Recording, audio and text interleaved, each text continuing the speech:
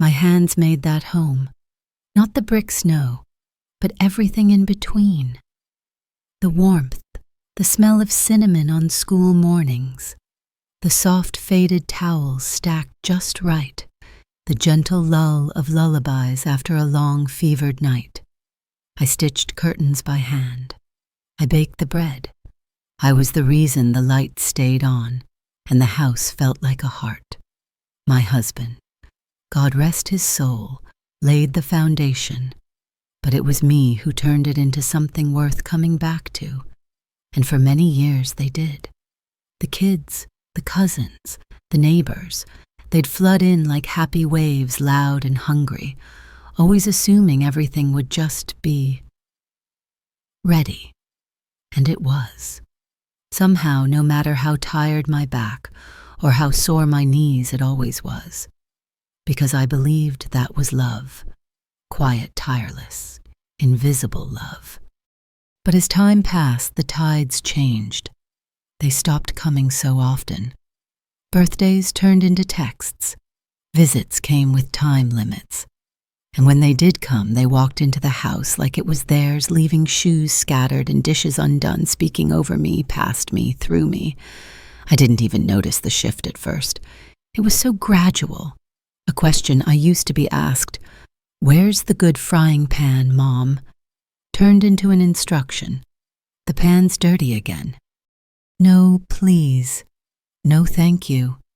Just assumption. Expectation. And slowly I became something like the wallpaper. Present. Familiar. Ignored. I told myself it was just how kids are when they grow up. But deep down, I knew. I'd made it too easy to forget that I was a person, not a fixture.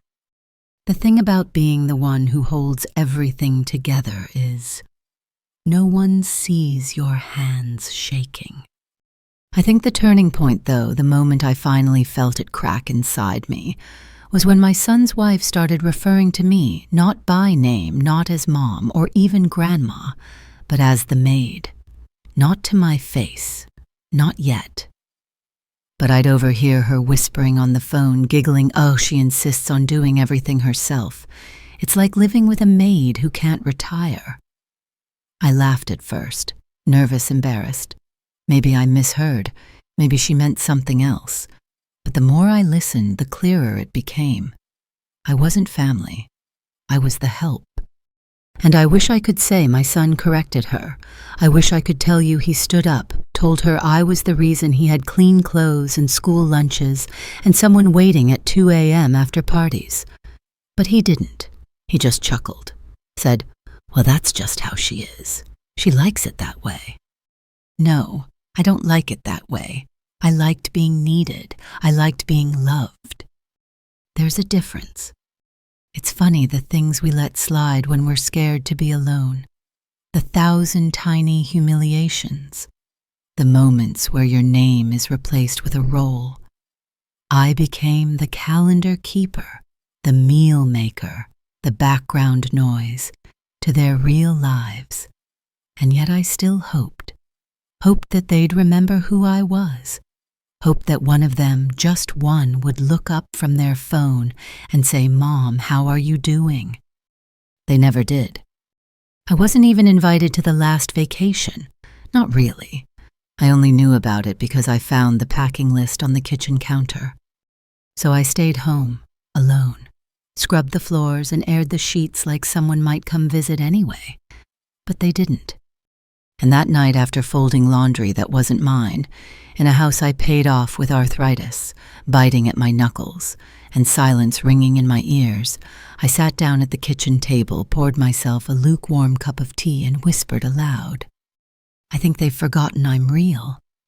My birthday came the following month. 75, a round number, a milestone. But that morning the house was still and cold, and the only thing that greeted me was the hum of the refrigerator. I got up before the sun, like I always did, made my way down the stairs in those soft slippers that used to belong to my husband, and opened the curtains to a gray sky. I told myself, they're planning something, maybe a surprise. The lie tasted sweet for a moment. I let it melt on my tongue like frosting. By noon, no one had said a word. No card, no call, no footsteps on the porch. I cooked anyway. Roasted chicken, sweet carrots with thyme, mashed potatoes with garlic. Just the way they used to love it. I even pulled out the good tablecloth cream with the tiny embroidered flowers along the hem. Ironed it myself, though my shoulder begged me not to. I set 4 places, one for each of them, just in case. The smell filled the house by 3 o'clock, and still nothing. I stared at the door so long that the brass knob started to blur. I thought I heard a car once, but it drove past. I kept listening for the shuffle of shoes in the hallway, the clumsy sound of someone trying to hide balloons in the closet, like when they were kids, but it never came. At 5, I sat alone at the table. I said grace with trembling hands. Thank you, Lord, for the chance to be here, even if it's by myself. I carved a slice of chicken and chewed slow, but it stuck in my throat. I reached for water and tried not to cry. It was almost 7 when the phone finally rang. My heart leapt. I didn't even look at the caller ID. I answered with a breathless, "Hello?" It was my daughter-in-law. Her voice was bright, chipper hollow. "Oh, happy birthday. We've had such a busy day. I totally lost track of time. You know how it is." I nodded, though she couldn't see me. "Yes, I know how it is." "We'll swing by tomorrow," she said. "Maybe, if we have time." Maybe, if they had time. I looked at the untouched plates on the table. The chicken was already cooling. The cake I made, vanilla sponge with almond frosting, sat perfectly untouched in the center like some kind of offering. I remembered how the kids used to fight over the corners with the extra icing. I remembered laughter, candles, hugs, and now, silence, plastic, smiles, and a call that lasted under 3 minutes. That night I left the dishes in the sink. I never do that, but I couldn't bear to rinse off a dinner made for ghosts. I went to bed in my old flannel nightgown, the one with the frayed sleeve, and stared at the ceiling until dawn. The next day they never came, not even a text to cancel. Just silence. I know some people say expectations are the root of disappointment. That's true. But what they never mention is how hope, sweet, stupid, loyal, hope, clings even after disappointment settles in your bones. I kept thinking maybe they'd come in the evening, or the next day, or maybe they were planning a bigger surprise, something special that required waiting. They weren't. What I got instead a week later was a casual comment while my daughter-in-law was on the phone in the next room. I don't know what she's expecting. A parade. She's not a queen, she's just the maid who never left. Just the maid. I didn't say anything at the time. I quietly backed away, pretending I hadn't heard. My cheeks were hot. My ears were ringing. I went into the pantry and held onto the shelves until the tremble in my hands faded. I wasn't surprised. Not really. But something shifted in me that day. Because it wasn't just the forgetting. It wasn't just the missed dinner or the absence of cake and candles and hugs. It was the words. The truth spoken when she thought I couldn't hear. That's what stung. You see, there's a kind of grief that doesn't come from death. It comes from realization. When you finally see your place in someone else's story, and it's not as mother or elder or heart of the home, it's as background, as burden, as maid. I sat in the dark that night, the whole house still, and whispered to myself, I'm not their maid, I'm their mother, but they don't see me anymore. It was 2 days after that when the words were finally said to my face, not whispered behind a closed door, not tucked into some passive-aggressive joke. No, this time it was direct, loud, and clear, as if they wanted it to stick. I had just finished scrubbing the kitchen floor. my knees aching in protest, when my daughter-in-law burst in from the back porch with a sour look on her face. Muddy footprints trailed behind her, slicing through the shine of my clean tiles. I didn't say anything at first, just reached for a rag and started wiping. But I suppose even that was too much for her. "Oh, for God's sake," she huffed. Arms crossed. "You don't have to act like the maid every day, you know." I froze, rag in hand. She rolled her eyes and added, "Although I guess that is what you are now, isn't it?" I looked up at her then, really looked. There was no malice in her face, just boredom, dismissal. She didn't even think it was cruel. That's what chilled me the most. It wasn't said in anger. It was simply her truth. I stood up slowly, my back stiff. I didn't reply, not because I didn't have words, but because I knew they wouldn't land. She had already turned and walked away. That night I couldn't sleep. I kept hearing her voice in my head. Just the maid. Not mom, not grandma, not even mother-in-law. No warmth, no respect. Just a role, a utility. I thought about everything I'd done in that house. The meals, the late-night drives, the Christmases I made magical with nothing but dollar store ribbon and imagination. I thought about how many birthdays I planned for everyone else, how I'd stayed up past midnight wrapping gifts just to see their faces light up. And now I was the background noise to their lives, the unpaid help. I sat at the dining table in the dark, tracing the grains in the wood with my fingertips. That table had seen love, grief, laughter, prayers, and now it listened to silence. Then the nurse came. Her name was soft, like a lullaby, and her smile carried a kind of tired kindness, like someone who had witnessed many kinds of pain and hadn't grown bitter from it. She was new, temporary, they said, just to help with my arthritis on the bad days. I expected clinical coldness, efficiency. But instead, she brought a warmth I hadn't felt in years. She helped me sit but never rushed me. She asked questions not just about my body, but about my memories, my favorite recipes, the flowers in the garden. She listened, not with the forced politeness of someone paid to care, but with genuine interest. I remember one afternoon as she massaged the stiffness out of my hands, she looked up and said, "Your house feels like a memory, not an old one, a living one." No one had ever said something like that before. We started having tea together after her visits.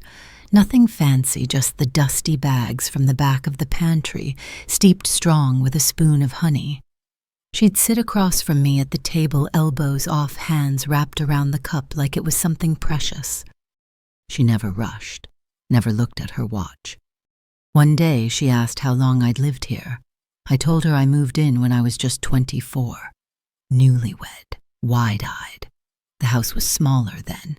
No insulation, creaky windows, no air conditioning. But we built it up, bit by bit, board by board.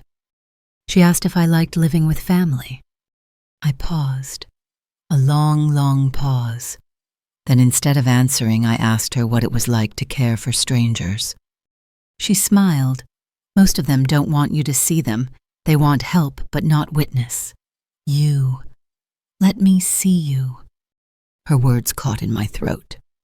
Witness. That was the word I'd been missing all this time. I didn't need applause. I didn't need gifts or grand gestures. I just wanted someone to see me. Not what I did, but who I was. That day when she left, I sat by the window and watched her walk to her car. A small beat-up thing. Probably too hot in summer, too cold in winter. But she walked with peace in her steps. Not like the rest of them, rushed, annoyed eyes glued to glowing screens. I thought to myself, she sees me, even if no one else does. And something deep inside began to stir, something that had been quiet for far too long. She came again the next morning, even though it wasn't her scheduled day. Said she just happened to be in the area, but I could tell she came because she wanted to. She brought fresh bread from a bakery I hadn't visited in years, soft crust, a hint of rosemary, and placed it on the counter like it was a gift from another lifetime. We sat again, tea and quiet. She didn't pry. She never did. She just sat there letting the silence breathe between us like an old friend.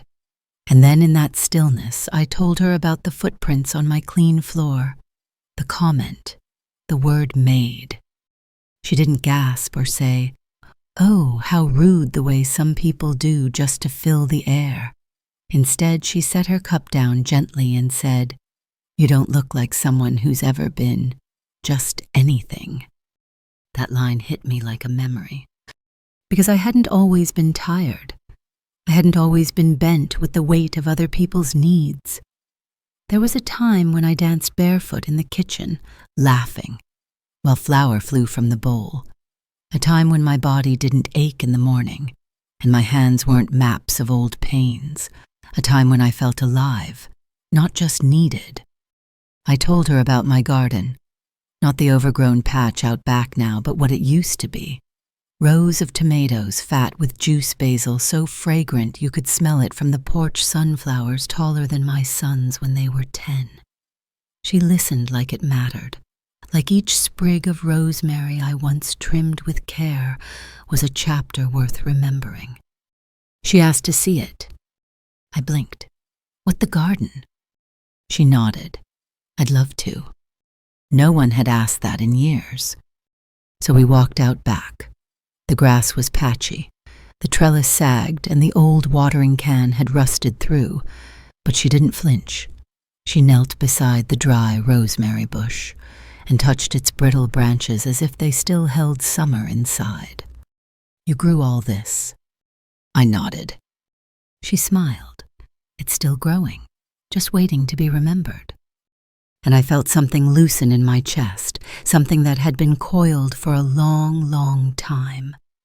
After that, I started looking forward to her visits, not for the help, but for the company, for the way she sat in stillness, for the way her presence didn't make me feel like a burden. One day I told her about my wedding, the borrowed dress, the lace veil with a tear in the corner that no one noticed but me. How my husband had looked so nervous, he forgot half his vows, and how we'd laughed through the rest. Her eyes didn't glaze over like the kids did when I talked about the past. She leaned in, caught on every detail, like it was a love story worth retelling. And then came the tea afternoon where something shifted. I had mentioned my son was planning to renovate the house, his word, not mine, and I knew what that meant. Stripping the place of its age, its charm, its memory. She asked if I was excited. I told her I felt like I was being painted over. She didn't say anything for a while.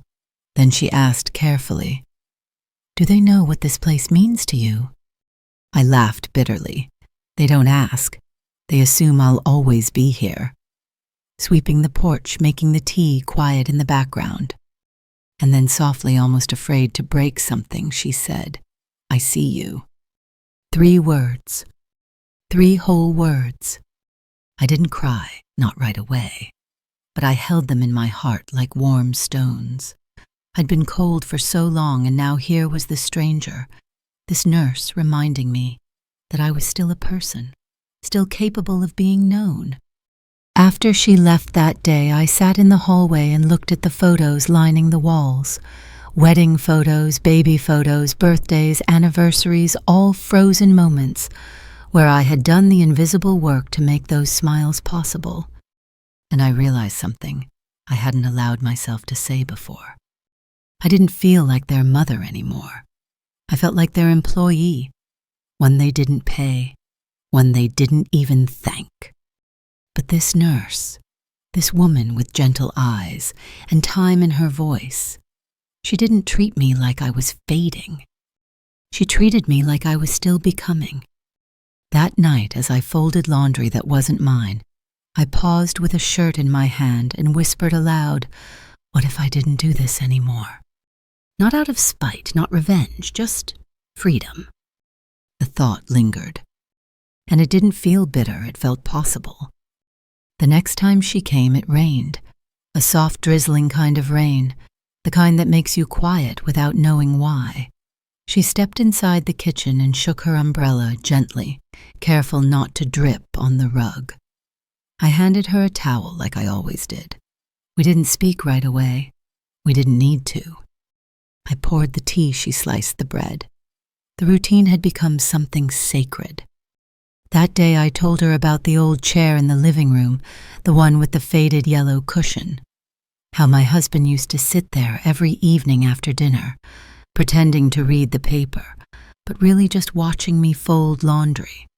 How he'd hum low under his breath off key, but always the same melody.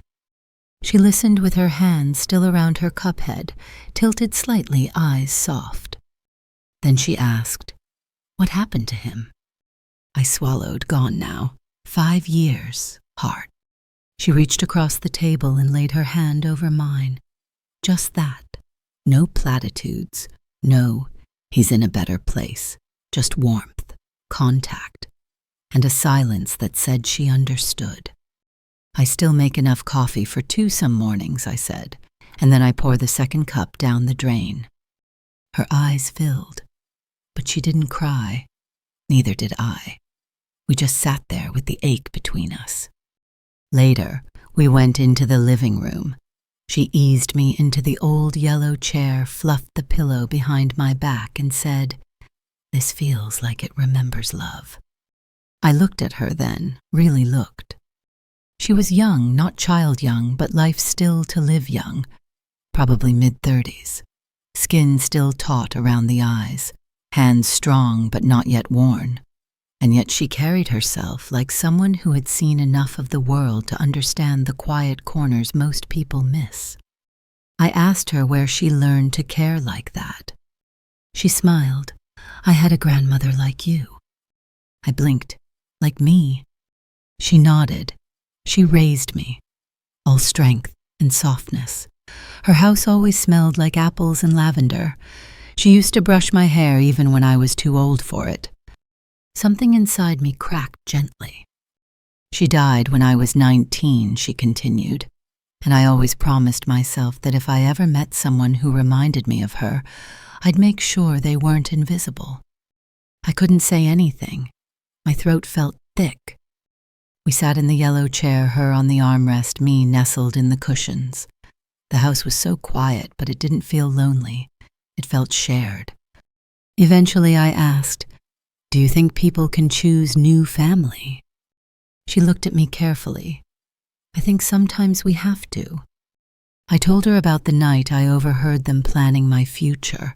My son and daughter-in-law talking in low tones in the hallway, saying things like, "She can't keep this up much longer, and it might be better if we looked into homes." Not homes, a home, a place to put me. Not because I was sick, not because I'd asked for help, but because I was inconvenient. She shook her head slowly. "You don't belong in a facility. You belong somewhere that remembers your laughter." I didn't respond right away.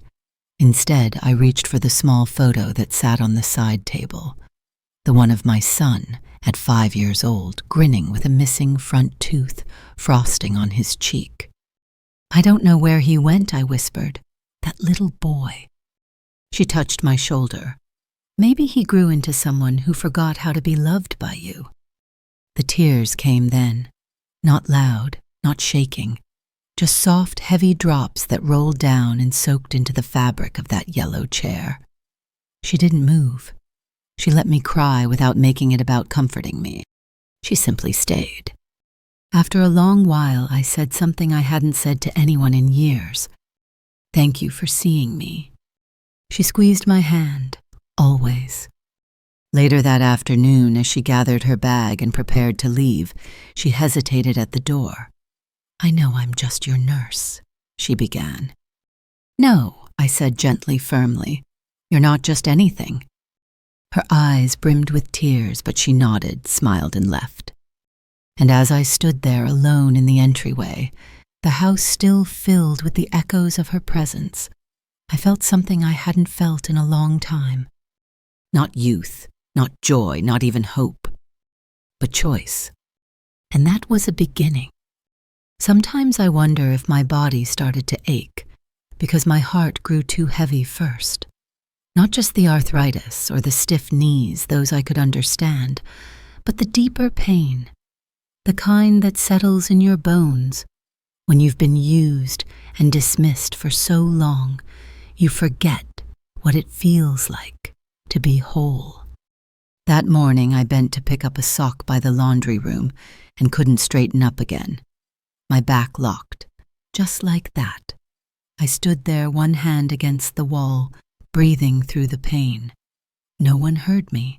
No one noticed. They were in the living room laughing about something on TV.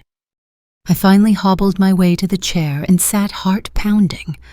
I looked down at my hands, once nimble, now curled and swollen, and thought, these are the same hands that held them when they were sick, that wiped their tears, that packed their lunches, that braided their hair. And now those same hands were shaking just from folding a towel. Later, when I asked if someone could help hang the laundry, my daughter-in-law sighed, not loudly, just enough for me to hear it and feel the sting. She didn't say no, but she didn't say yes either. She just said, you really should start thinking about what's realistic, you know. Maybe it's time you stop trying to do everything. That word again, realistic. It always comes with a smile that's too tight a tone, that's too calm, a word people use when they want to make your decline feel like your decision. I went back to my room and sat in the dark. That night I dreamed of my younger self. She was in the kitchen humming while slicing apples for pie, her hair pinned up in that soft twist I used to wear. She looked vibrant, alive, and she turned to me and said, "You weren't made just to serve." I woke up with tears on my pillow. I started remembering things I had tucked away like drawers full of old linens. The time I won a local baking contest. The poems I used to write when the kids were small. The paintings I hid in the attic, too shy to show anyone. When did I forget those parts of me? When did I let myself become just a role? I went up to the attic that afternoon. My knees didn't like it, and my breath was shallow by the time I reached the top, but I made it. The smell hit me first, dust and cedar old papers and time. I opened the box labeled Mom's Things. Inside were the journals, the ones I kept when I was first married, pages filled with clumsy handwriting and dreams about the future, scribbled recipes, letters I never sent, doodles in the margins. I sat cross-legged on the floor, flipping through them like they belonged to someone else, but they didn't. They were me. And I realized something in that moment. I had been more than a maid, more than a mother, more than their soft place to land. I had been someone. That night I didn't cook dinner. I told them I wasn't feeling up to it, that they'd need to manage. There was silence, confusion, a few awkward shuffles in the kitchen. My son came to the door of my room and asked, "You okay?" I nodded, just tired. He looked surprised, not concerned, surprised. I closed the door behind him and sat on my bed, letting the silence press in like a blanket. It wasn't sad. It was warm. The next day, the nurse arrived again. Not scheduled. She brought soup this time. Lentils and carrots seasoned just right. We ate quietly. Then she asked if I had ever painted. I smiled. "How did you know?" She shrugged. "You have a painter's hands." I laughed. "No, I have a housemaid's hands." She frowned. "No, you had housemaid's hands. You have artist's hands. Now." That tiny correction stuck with me. Not had, have. Not past tense. And for the first time in what felt like years, I wondered what else might still be possible. Not for them, not for the house, but for me. It happened on a Sunday. The The kind of afternoon where the sky can't decide whether it wants to rain or shine, and the air feels heavy with things unsaid. I was setting the table even though no one had asked me to. Just habit, muscle memory. The table, the forks, the little cloth napkins I still folded the way my own mother taught me. I heard them in the next room, my son, his wife, and their oldest daughter. The door was cracked just enough. I wasn't eavesdropping. I was simply present. And sometimes presence teaches you things silence never can. They were talking about money. She was saying, if we're going to help with a place for her, we need to figure out what she even has left. I mean, there's the house. And I think she still has that account Dad left behind. My son's voice came next, quieter but not ashamed. She doesn't talk about it. But yeah, there's the life insurance, and I'm on the deed now anyway. So, it'd just be a matter of signing a few things. A pause, and then she laughed. Maybe we can finally redo the kitchen once this is sorted. I stood there motionless, holding a spoon. The hallway light flickered once. I could hear my own breath, my own pulse. Not once in that conversation did I hear the word care. Not once did anyone ask, what does she want, or is she ready? They were talking around me through me like I wasn't real.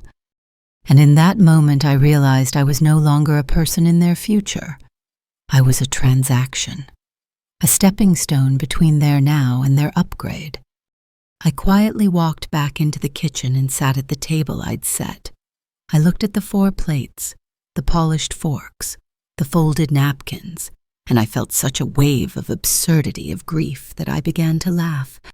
Not loud, not cruel, just a soft, broken chuckle that surprised even me. I poured myself a cup of tea. I didn't wait for them to come to the table. I didn't call out dinner was ready. I sat and ate alone like I had on my birthday. When they finally wandered in, surprised the food was already cooling on their plates, I just smiled and said, "You can reheat it if you want." They looked at each other like I'd spoken in another language. That evening I sat in the garden wrapped in my old shawl, the sun dipping behind the hedges. The rosemary bush still clung to life. I ran my fingers through it, let the scent ground me. And I started remembering more. Not just the labor I had given, but the joy I had created. The way the kids used to chase fireflies while I lit candles on the porch. The songs we'd sing while folding laundry. The notes tucked into lunch boxes. The stories at bedtime. I wasn't just a caretaker. I was a maker of lives, a builder of memory. But that history, my history, had been overwritten by their convenience. So I sat there watching the light fade and began to make a quiet list, not of groceries, not of chores, but of truths. I am not their maid. I am not their plan. I do not owe them my future. The nurse came the next day, unannounced. She said she had a feeling. She found me in the garden notebook, still in my lap. "What are you writing?" she asked. "My own story," I said, "before they erase it." She smiled, but her eyes shimmered. "Tell me." And so I did. I told her about the day I gave birth on my own because my husband's car broke down, about the years I worked late into the night sewing clothes to make ends meet, about how I taught myself to can fruit paint furniture fix a faucet. I told her how I remembered every birthday, every favorite meal, every scar on every knee. I told her how even now I knew where the photograph was of my son in 3rd grade, with the missing tooth and the crooked smile, because I kept it in the old recipe tin under the sink, the one nobody ever opened. She listened, fully. And when I finished, she didn't say, "That's amazing." She didn't say, "Wow." She said, "Thank you." 2 words. 2 words that filled a room where love had gone quiet. That night I took out my will, not out of anger, but clarity. And I started writing again. This time the pen didn't shake. The nurse stayed a little longer that evening, She helped me into my slippers, made sure my tea didn't go cold, and when I insisted she sit with me on the porch, she didn't protest. We sat side by side in silence while the crickets tuned up their orchestra and the wind pressed softly against the chimes hanging above. I told her about the will, not in detail but in tone, that I was thinking of changing things. She didn't push or pry. She simply said, "It's your story to end, however you want." And somehow that felt like the most generous gift. It wasn't long after that when it happened again. Another dinner, another flurry of footsteps, another moment when they forgot I had ears and a heart and memory. It was my granddaughter this time, young, sharp-tongued, and all too quick to mirror what she saw in her mother. She dropped a spoon on the floor and called out, "Someone get the maid to clean this." The room froze. For a second it was just silence, and my hands mid-motion trembling just slightly over the bowl of salad I was setting down. No one corrected her. No one said, "That's not the maid, that's your grandmother." Not my son, not my daughter-in-law, not even my husband's old chair in the corner could offer comfort. I stood there for a moment, then turned, walked back into the kitchen and sat down at the little wooden stool by the window, the one I used to perch on while peeling apples or cooling pies. I stared out at the garden, half overgrown, half clinging to life. I didn't cry. I didn't speak. I just sat there letting the weight of the words settle. And the thing is, it didn't hurt the same way it used to, because something inside me had shifted. Something solid was growing where that ache used to live. The nurse came the next morning. She knew. I don't know how. She just knew. Rough night. I nodded. They said it again, in front of her, the little one. Her jaw tightened. "What did you do?" "I sat with the rosemary," I said. She smiled at that. Good choice. We had our tea in the garden that day. The sun was kind, the clouds scattered, and while she sipped, I told her I had an appointment scheduled. With my lawyer. She set her cup down slowly. "You sure?" "Yes," I said, "because I'm not leaving my story in their hands." I didn't say much more, but I think she understood everything I wasn't saying. When she left, she paused at the gate, turned around and said, "You're not invisible." And for the first time in decades, I believed it. The lawyer's office was quiet, tucked between a flower shop and a bakery that smelled of butter and almonds. I wore my best blouse, blue with small white buttons, and I walked in with a spine straighter than it had felt in years. We sat down and I told him what I wanted. I wanted to change the will. I wanted the house to go to someone who saw its soul. I wanted the small savings I had, the ones scraped together over birthdays ignored and socks mended, to go to someone who listened, not someone who planned to strip the wallpaper and toss my memory out with the curtains. He asked me why, and I said, because blood doesn't entitle you to love, but kindness. Kindness earns a legacy. It took only 30 minutes to undo 30 years of giving without receiving. I walked out into the street with the autumn wind threading through my hair, and I felt light, like I had set something down. That night I made soup just for me. I lit a candle on the table, poured myself a single glass of wine, and raised it in a quiet toast to being seen. The next time the nurse came, I told her everything. Her hands shook. You did that." "I did." Her voice trembled. "Why me?" I looked at her long and deep. "Because you didn't wait for me to be gone to appreciate me. You loved me while I was still here." She covered her mouth with one hand and sobbed, not out of greed, not out of shock, but out of something deeper recognition.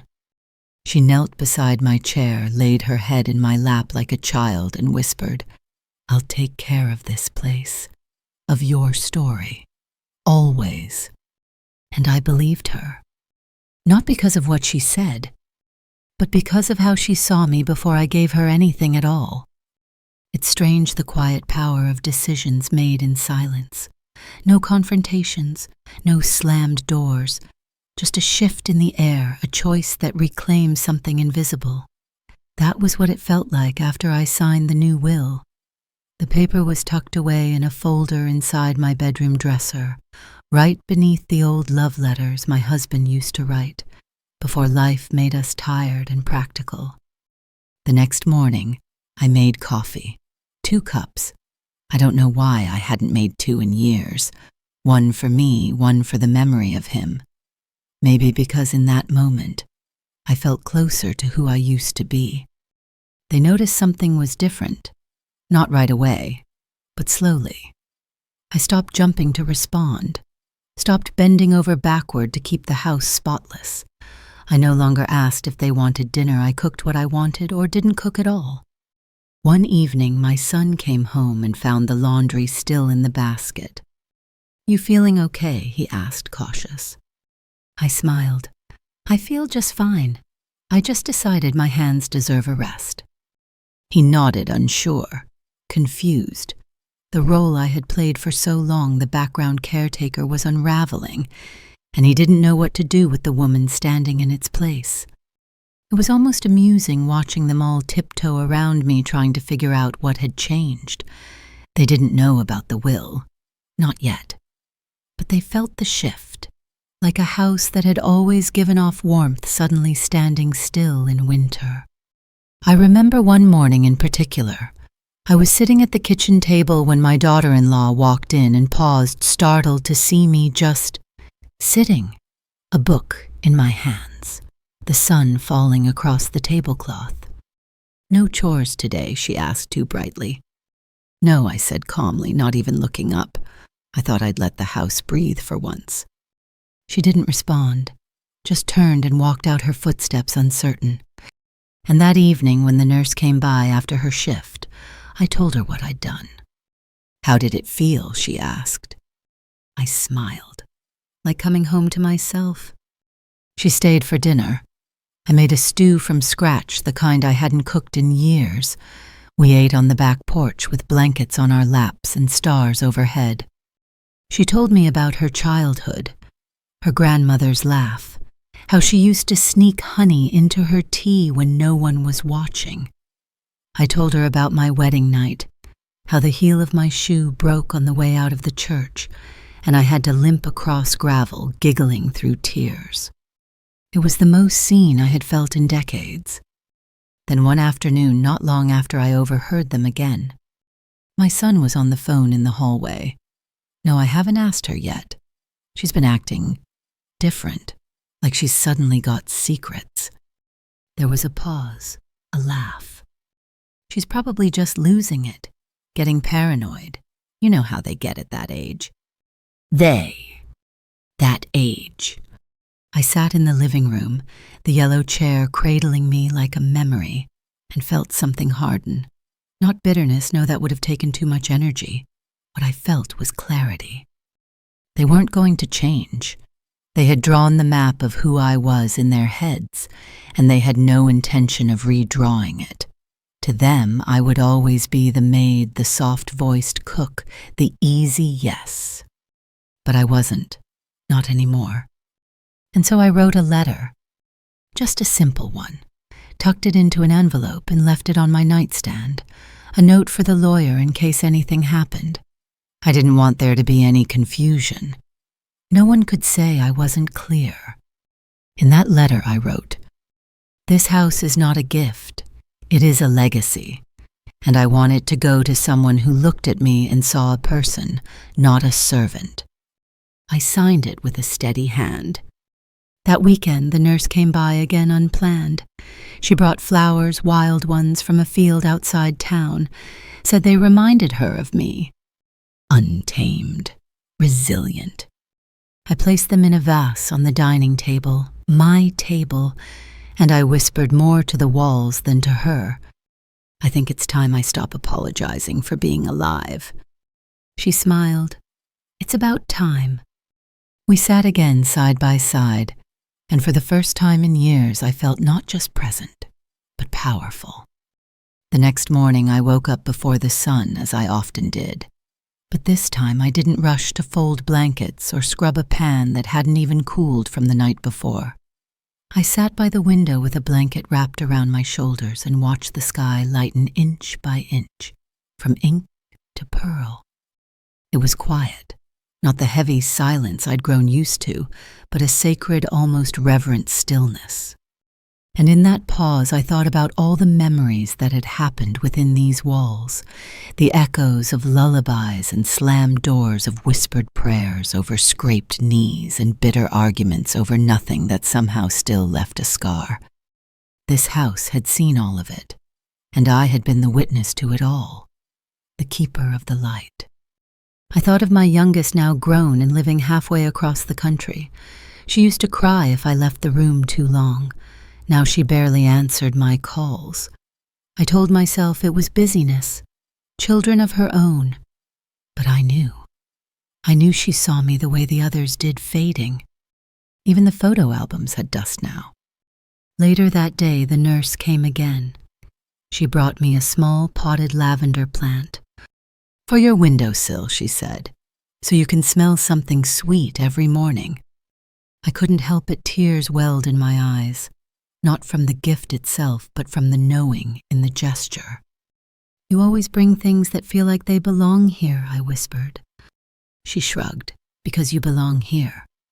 It struck me then how long I had lived, as if I were a guest in my own life, always anticipating someone else's needs, always shrinking to keep peace, always apologizing with my body, my silence, my hands, my exhaustion. But no more. We sat in the living room that afternoon, the curtains drawn just enough to let in that warm amber light that makes everything look like it's part of a dream. I pulled out the old photo box, the one no one asked about anymore.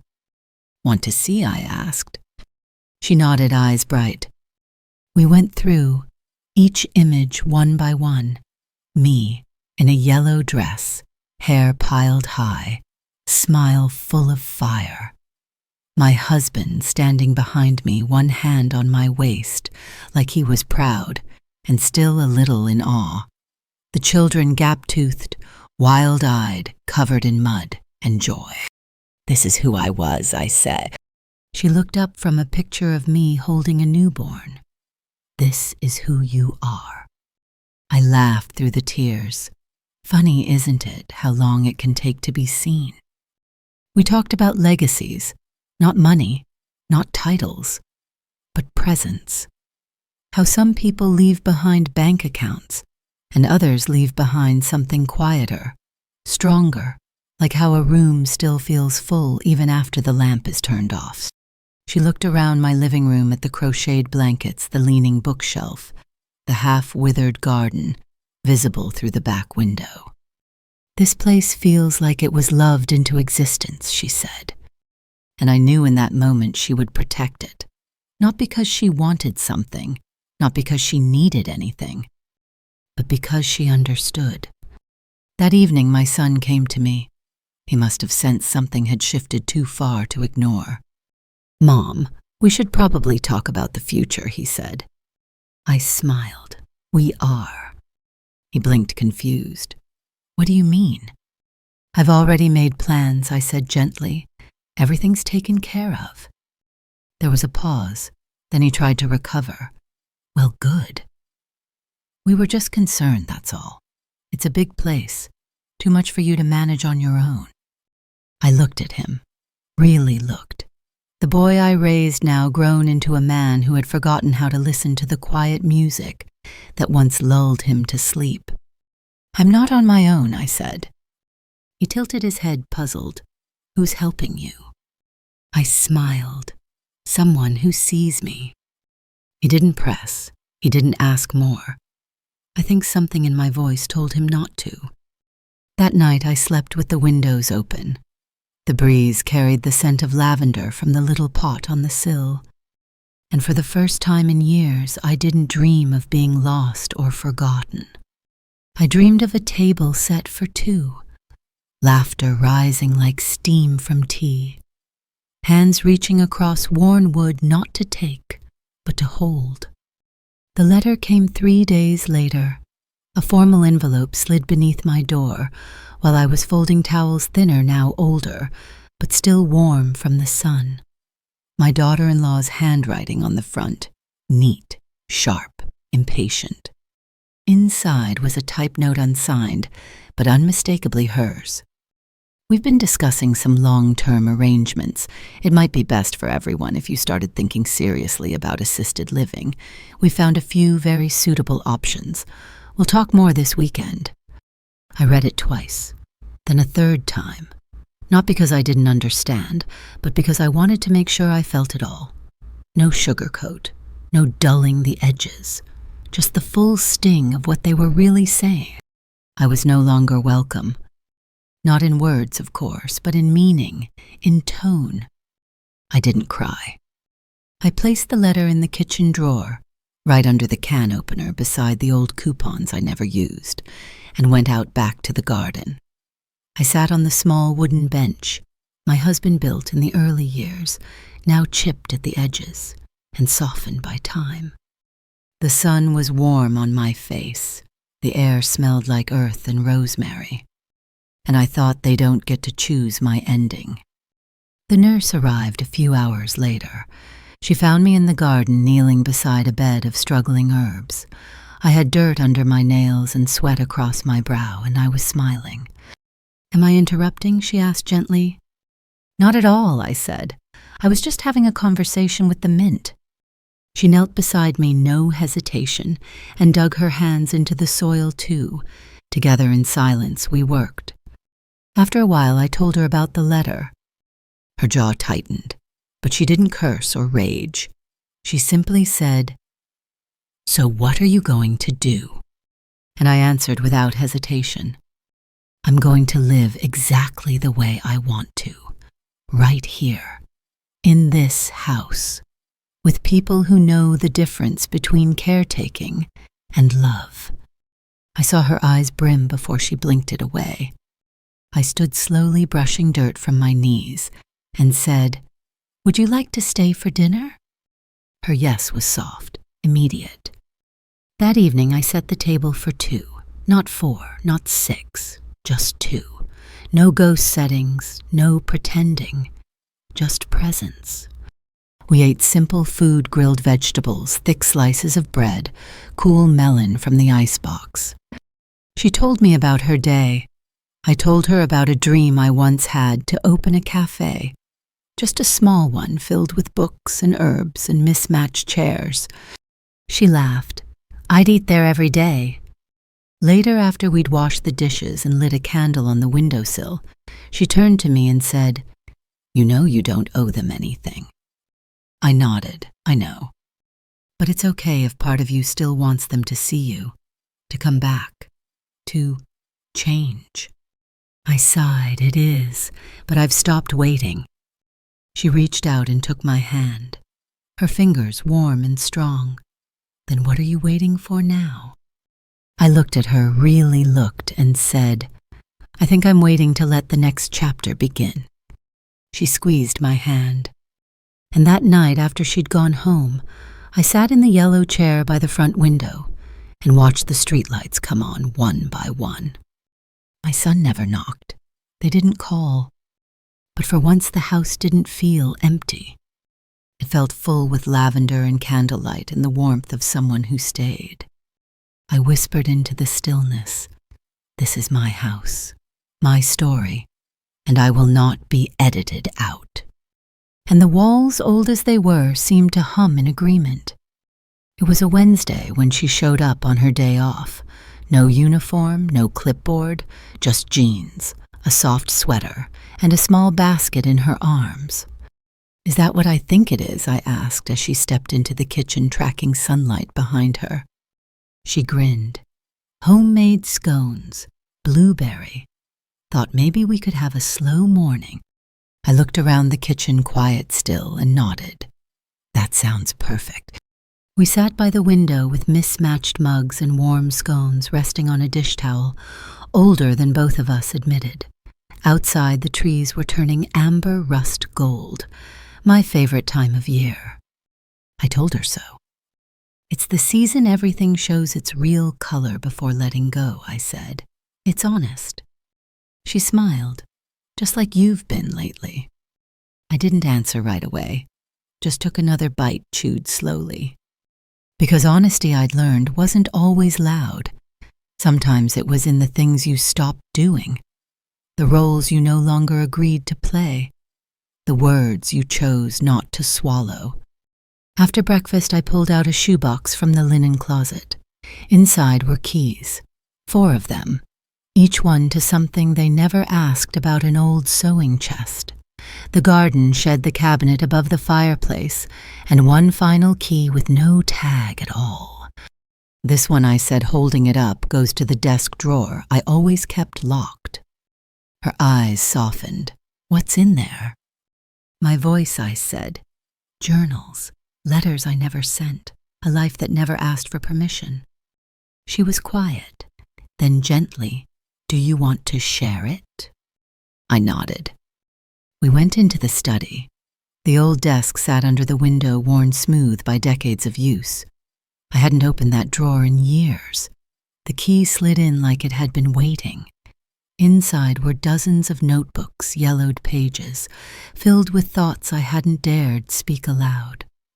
She picked one up reverently, flipped through it. You wrote all this? I nodded. I didn't know where else to put it. We spent the afternoon reading, laughing in some places, falling quiet in others. She asked me about phrases I'd written, the people I'd mentioned, the places I longed for. She didn't skim. She absorbed. At one point she said, "You've been a writer this whole time." No one ever wanted to read it, I replied. Well, she said, holding up a notebook like it was scripture, I do. And it hit me then, in a way it never had before. All my life I'd been waiting for permission. To rest, to speak, to matter. And all along I had been writing the proof of my own worth into the margins. She stayed for dinner again that night. This time she brought dessert, a small chocolate tart from the bakery near her apartment. This is to celebrate, she said. Celebrate what? You, she said, showing me who you really are. After she left, I sat alone in the study. Not lonely, just alone. And that difference mattered. I pulled out one of the thinner notebooks and began writing again, for the first time in years. I wrote about what it felt like to be forgotten in a house you built, about the ache of invisibility, but also about the lavender on the sill and the tea and the way her hand steadied mine when I started to tremble. I wrote about what it means to be seen. And then I closed the book gently, placed it back in the drawer, and locked it once more. Not to hide it, but to protect it. Because I finally understood something. My life wasn't something to give away. It was something to share only with those who had earned the right to witness it. The air shifted that weekend.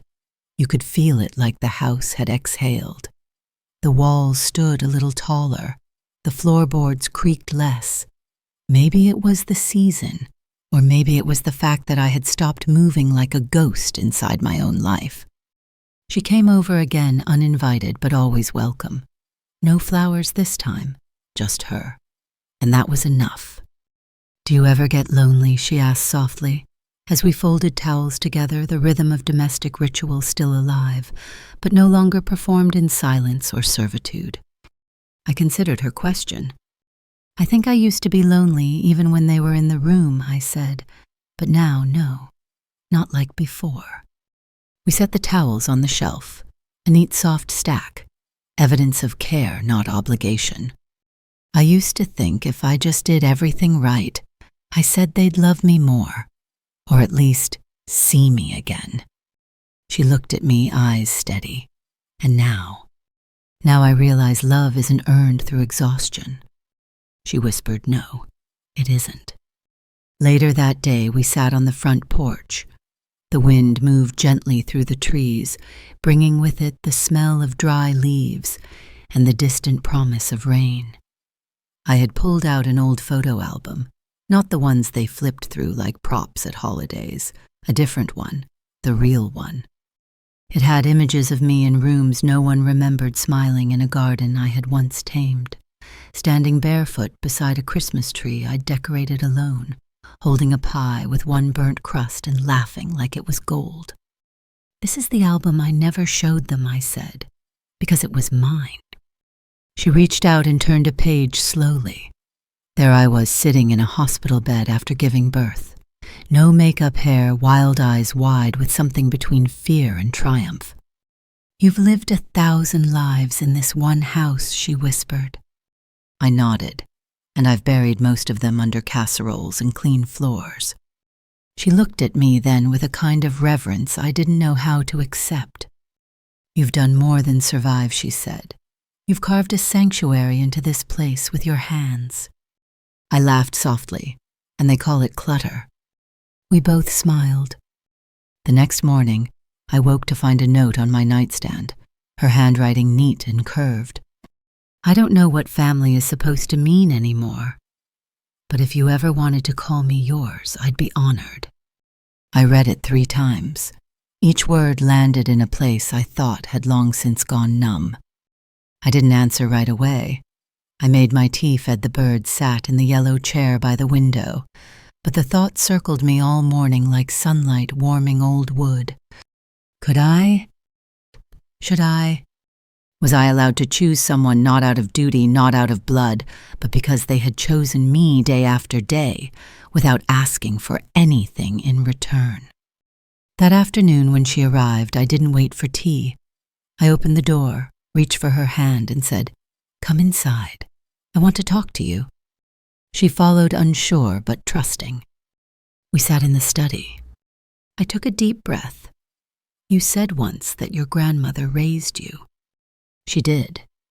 And you said she was the one person who saw you." A small nod. I smiled. "You became that for me." Her lips parted, but I held up my hand. "I've spent years giving everything to people who only saw me when I was useful, who only called me mother when they needed something, who never asked if I wanted to be anything anymore. But you see me without expectation, without need, just as I am." She didn't say anything. Her eyes shone with tears she didn't wipe away. "I'd like to adopt you," I said, voice trembling. "Not in paperwork, not in ceremony, just in heart, in truth." She whispered yes. I reached for her hand. "Then it's done." And for the first time in a long, long time, I didn't feel like I belonged to a family that had forgotten me. I felt like I had a family again. They found out a week later, not through me, not gently. It was never going to be gentle, no matter how I had imagined it might unfold. I was in the garden, cutting back the last of the summer basil, when the front door burst open and my son's voice rang through the house. He never used to raise his voice. Not like that. "What is this?" he shouted. "What the hell is this, Mom?" I wiped my hands on my apron and stepped inside, calm, steady, as if I'd been waiting for this moment longer than even I realized. He was holding a letter, the acknowledgement from my lawyer that the will had been legally amended. My daughter-in-law was just behind him, arms crossed, face flushed with a fury she didn't even try to hide. "You gave everything to her," she snapped. "The nurse. The help." I raised my eyes and looked her squarely in the face. "No," I said. "I gave it to someone who helped me." The silence that followed was sharp. "She's not even family," my son spat. "She is now," I replied. They didn't know what to say. Not really. They flailed, throwing words like darts, manipulative, senile, ungrateful. And for a brief moment I watched them unravel the illusion they had built, the one where I existed only to serve them.